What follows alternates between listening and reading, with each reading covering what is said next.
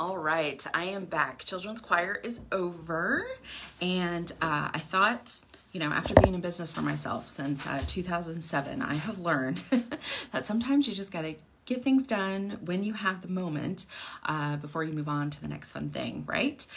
So if you do forgive me, I'm going to do a little bit of reading from my blog post here, but I just wanted to make sure to get you these tips for holiday harmony. It's all about balance, right? We want to save time. We want to be balanced. Here we go. Let's see. Okay, holiday harmony, balancing celebration and health with smart kitchen strategies. So I do have a ton of practical things in here. All right, we're going to talk about common holiday challenges, time-saving strategies, strategies to prevent overeating at holiday events, and then I have some additional holiday recommendations for you. Hi guys, hi Diane, hi Bethany, hi fam. So common holiday challenges, let me know down below, say hello. What are some things that you encounter every holiday season? And I feel like the holiday season these days runs from end of September, I want to say Halloween, right? All the way through New Year's. So what are some of the holiday challenges? The ones that I came up with, right, are because we're so busy between shopping, between decorating, social engagements. Time is very, very precious. And so preparing even our daily meals takes a toll, right? We find ourselves, I don't know about you, but I find myself picking up more frozen stuff, picking up more pre-prepped stuff. And there is good pre-prepped stuff out there. Thankfully more now than there used to be. But it's hard to stay true to those wellness goals, right? During the holiday season. And you also want to enjoy yourself. You don't want to regret not enjoying yourself also. So it's about balance, okay? So time-saving strategies. Okay, if you are, let me see, ensure, enjoy, festive, okay. You can read, this will probably be a little bit more coherent if you read it later. All right, so 1, pre-prepped ingredients, time-saving strategy, right? Start with pre-prepped ingredients. It is okay to go semi-homemade. There are a lot of high-quality pre-prepped ingredients out there. For example, in the produce section, you can find containers of, your prepped mirepoix, your onion, your celery, your carrots, right? Throw that in a pan, and then you've got the base for a stew, for a soup, for all kinds of goodness. You can get a store-bought rotisserie chicken. You don't want to watch the sodium content on those, but store-bought rotisserie chicken. It's fresh, it's healthy, and you can throw it, hey Amelia, you can throw it into so many different things. We love chicken enchiladas, right? So easy and quick. You can start with frozen pizza dough or frozen crescent dough. Do be careful though. Those are great. And if you're not using them all the time, then, I wouldn't worry about it. The pre-chopped produce, that's one of my favorites though, like the bags of green beans that are ready to go, the broccoli florets that are ready to go. Just throw them on a pan, put some olive oil, salt, pepper, roast at 400, 425, 10 minutes or so. You've got a delicious roasted vegetable side dish, right? You want to keep your recipes simple and you want to repeat them. So cook once, eat twice. How many of us have heard that, right? So do a little bit of batch cooking. So you can eat it once for tonight, have the rest for lunch the next day, or have it, later in the week, or put it in the freezer for the following week. I wouldn't put things in the freezer for longer than a month though, unless they're vacuum sealed, just because quality will deteriorate a little bit. Make sure you label it with, this is my mistake too, put the dish name as well as the date so you know how long it's in there, right? Okay, so you can also batch cook. If you want to cook your protein fresh every day or your veggies fresh every day, you could batch cook your starch or your carb at the beginning of the week. So do a big batch of rice or quinoa or even pasta, and then, put it into separate bags. So pre-portion ahead of time, so you're just grabbing out of the fridge and you don't really have to think about it, right? Decision fatigue, it is a real thing, especially during the holiday season. And I think most of us here are moms that are trying to bring the magic, right? So the more you can streamline the kitchen, the more time you have for the magic making. Sheet pan meals and one pot meals. These are also going to be your best friend. Not only do they have minimal cleanup, but you can throw tons of flavor in there, and it's just going to cook all at the same time. So in 15 to 20 minutes, say you put a salmon sheet meal or chicken breast sheet meal. Right now, I will cook my protein on a separate sheet than my than my veggies, just because food safety. Or I will pan sear my protein real quick and put that on the pan with the veggies. I don't really like because I don't think it's in there long enough for the raw to be touching the veg. So one recipe that we love is roasted salmon. So I'll do salmon and then even just broccoli roast, and that roasts all together in 10 to 20 minutes, depending if you put it on 375, 425, even a low broil will work quickly. And at the same time, microwave your rice. I have one of those microwave cookers from Pampered Chef, one of my favorite tools in the kitchen, and it will all cook at the same time, 15-20 minutes, and you can set the table at the same time or just get the plates and everything ready so everybody can grab and go. Make twice as much and you have dinner ready to go the next night, okay? So combine your protein with your seasonal veg on a sheet pan, easy meal. Simple serving, simple cleanup, right? So make sure you put your parchment or your aluminum foil down on your baking sheet. That way you can not even have to, you don't even have to clean up the baking sheet. Hey Mary, hey Lisa. Thanks for hopping on, everybody. So easy cleanup, right? We want to be in and out and on with the merrymaking. Okay, strategies to prevent overeating. Oh, so many good holiday favorites out there. Let me know down below, what are some of your holiday favorites for appetizers, for meals, for goodies that you absolutely have to have for it to be the holiday season for you. I was just asking my family, all right, guys, what do we want for Christmas cookies this year, right? Because we like to pick up all the really fussy cookies. I don't make really fussy cookies, things with, fillings and two things and dipping and all of that. I don't quilt either for the same reason. It's a little bit too tedious. I need it to be simple, I need it to be elegant, and I need it to be tasty, right? So I was asking my family, what are our essentials for this year?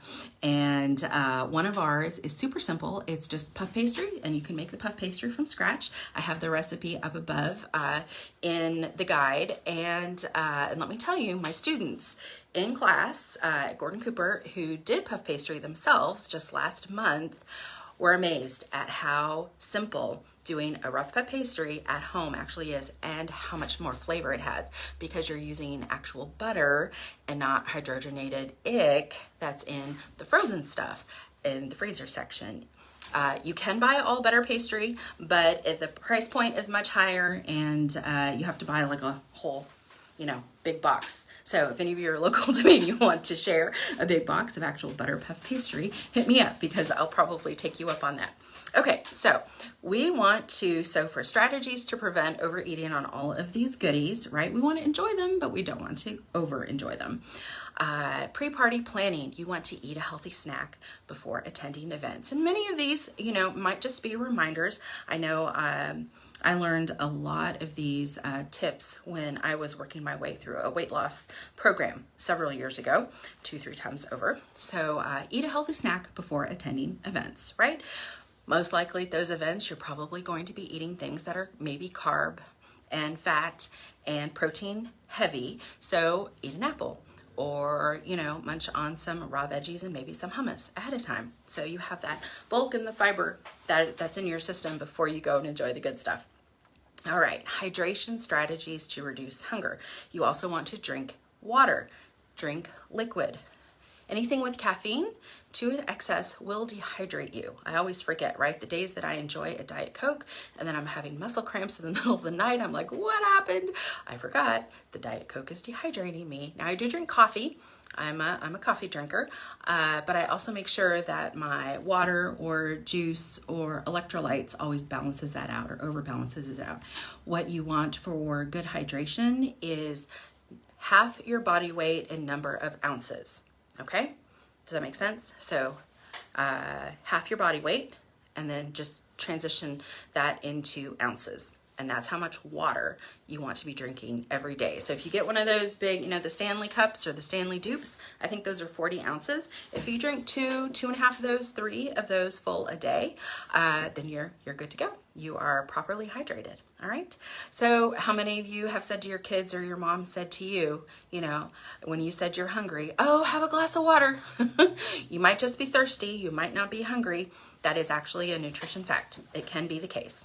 So you also want to, so while you're at the party as well, make sure you're staying properly hydrated. And if any of you want any tips on mocktails, say mocktail down below and I'll shoot you my handy dandy guide on mocktails. Okay, buffet tactics. How are you going to handle the buffet? Plate selection.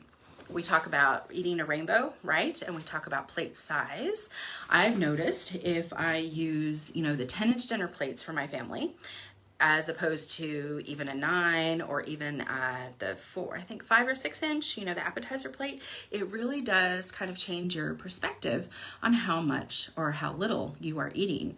If you put the same amount of food that you put on a 6-inch plate, if you put that on a 10-inch plate, visually, you're thinking, oh, that's not enough to fill me up, right? But it actually is. So put it on a smaller plate and it seems more filling, okay? So survey the land, survey the table before you get started.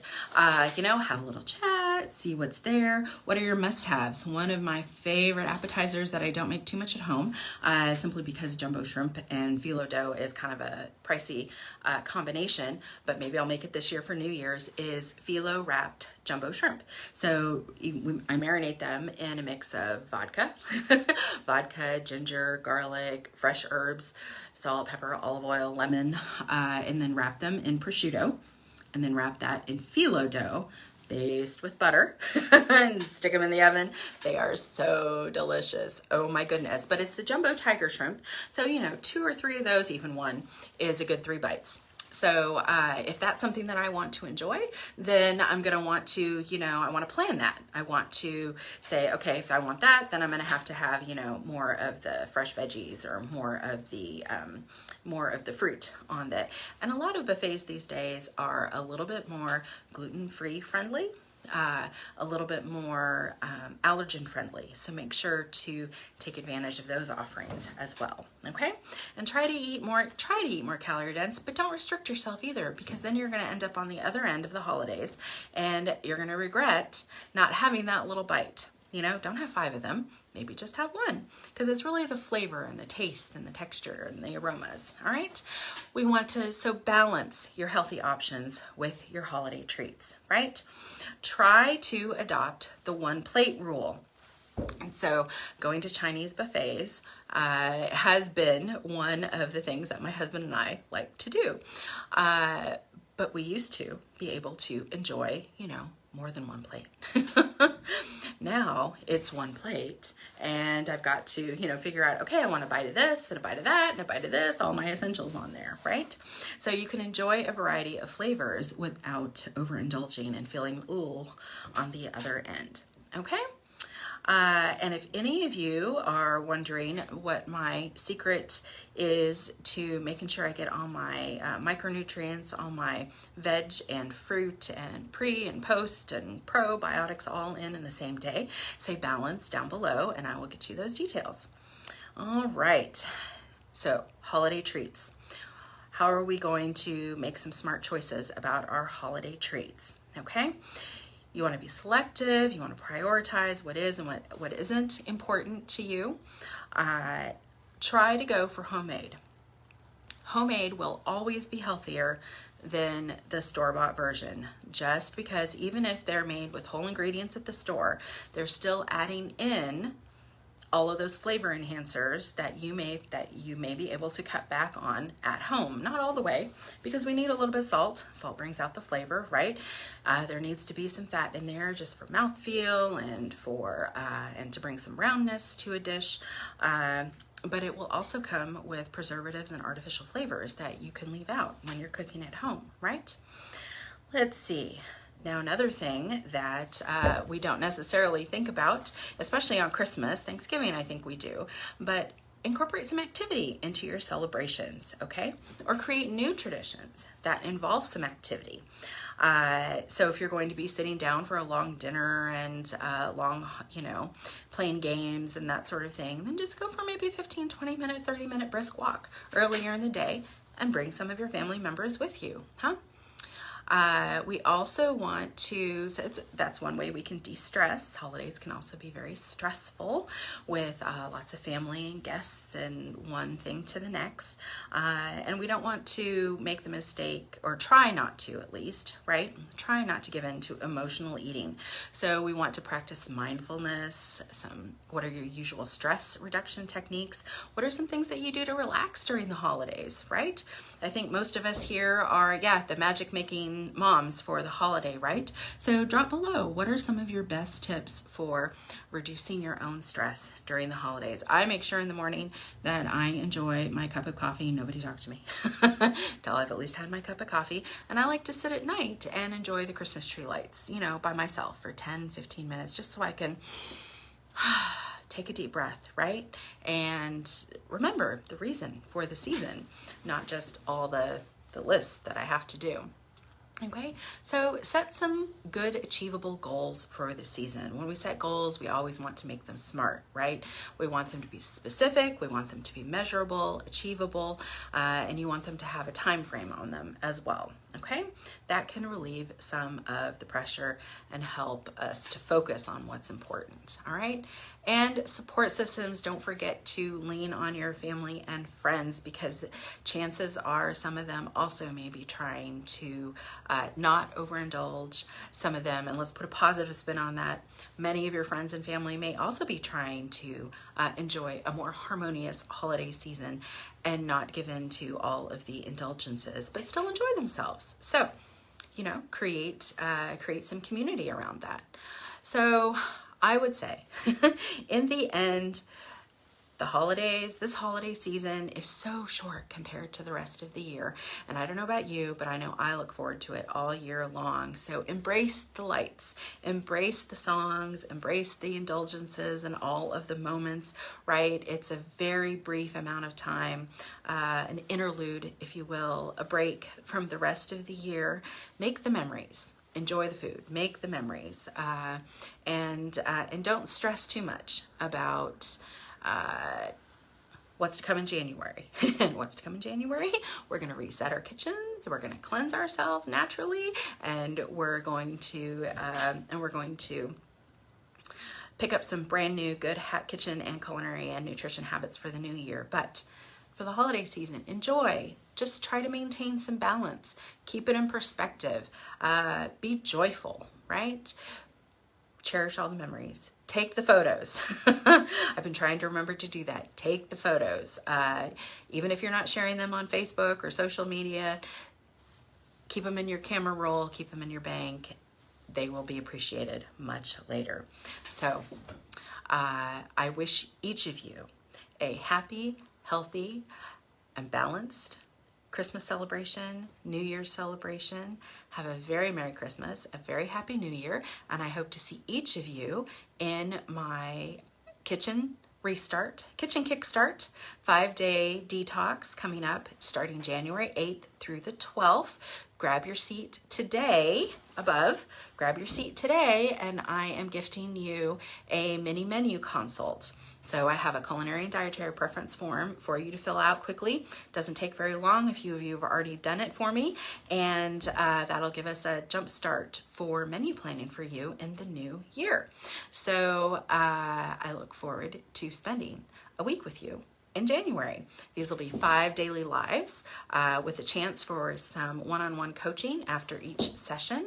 And grab your seat, and I'll pop you into the email list, and you'll get all the details going forward. I'm finishing up our 20-page workbook today, or over 20 pages, over 20-page workbook today, and I have over 20 fabulous recipes to share with you that will help your body to naturally detox. All right, and we don't mean detox in a explosive way or in an aggressive way.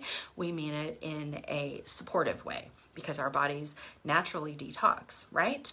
We want to support them with all of our with nutrition and our culinary habits. So, all right, one last time, have a Merry Christmas. Check out all these strategies and tips on my blog post later today. I'll drop it below, and I will see you in the new year. Thanks so much.